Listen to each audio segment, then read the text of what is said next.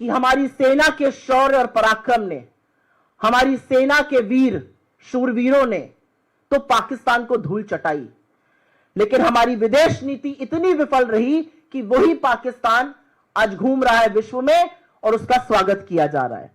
और इसका कारण यह है कि जिस विदेश नीति का एकमात्र आधार, जिस विदेश नीति का सिंगल कॉर्नरस्टोन इस देश का राष्ट्रहित सर्वोपरि रखना होना चाहिए था, उसका सारा ध्येय, उसका सारा फोकस, उसका सारा लक्ष्य एक आदमी की छवि चमकाना और उनके मूल भक्तों से सस्ती ताली बजवाना है। और इसलिए हमारी विदेश नीति विफल हो रही है।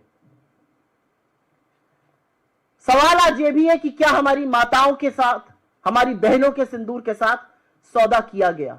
क्योंकि 11 बार अगर अमेरिकी राष्ट्रपति यह बात कह रहे हैं और बार बार यह कहने के बाद अमेरिका अपने कोर्ट में लिखित हलफनामे में, एफिडेविट में दे रहे हैं कि हमने ऐसा किया, रूस यह मानने को अगर आज तैयार है तो या तो सरकार खुलकर आए, नरेंद्र मोदी आज अपने भाषण में इसको गलत कहे, या हमें मानना पड़ेगा कि सिंदूर के सौदागर ने सिंदूर के साथ समझौता किया, सिंदूर का सौदा किया।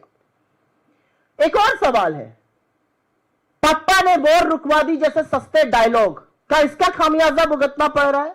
क्या नरेंद्र मोदी की जिस एंगल में फोटो खींची जाती है जब वो विदेश जाते हैं कि लगे कि वो लीड कर रहे हैं और भक्त उसमें खुशी होकर ताली बजाते हैं, क्या इससे हमारे कुछ विदेशी मित्र नाराज हो गए हैं? क्या भारत पाकिस्तान के बीच में हम किसी तीसरे पक्ष को शामिल करने के लिए तैयार हो गए? क्या हम अभी भी शांत रहेंगे और बाकी राष्ट्र, अमेरिका जैसे देश कश्मीर को अंतरराष्ट्रीय मुद्दा बनाएंगे जो कि हमारा मुद्दा है, हम रिजॉल्व करेंगे? और हमेशा से हमारी पोजीशन रही है। यूएन, यूनाइटेड नेशन, संयुक्त राष्ट्र, आईएमएफ, एडीबी, वर्ल्ड बैंक, तमाम ऐसे मल्टीलैटरल इंस्टीट्यूशंस, तमाम ऐसी एजेंसीज जहां पर हमारी तूती बोलती थी, वो आज पाकिस्तान के लिए बाहें खोलकर खड़ा है। क्या हुआ हमारे प्रभाव को? क्या हम हुआ हमारी कूटनीति को? क्यों इतने निष्क्रिय हम पड़ गए कि हम उनके खिलाफ कुछ नहीं बोल पा रहे, उनके खिलाफ एक्शन नहीं ले पा रहे, हम रोक नहीं पा रहे उनके हीरो बनने को?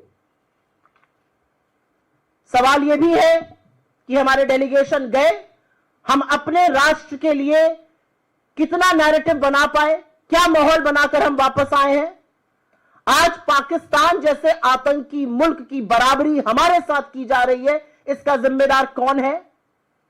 और अंत में एक सवाल तो पूछूंगी, बीजेपी वालों को बड़ी दिक्कत होती है अगर बड़के पप्पा ट्रंप को कुछ कह दो, वो हमारे लोगों को हथकड़ियां बांध के भेजे, बेड़ियां बांध के भेजे, ये हमारी फॉरेन पॉलिसी का फेलियर है या इस पर भी चुप रहना होगा?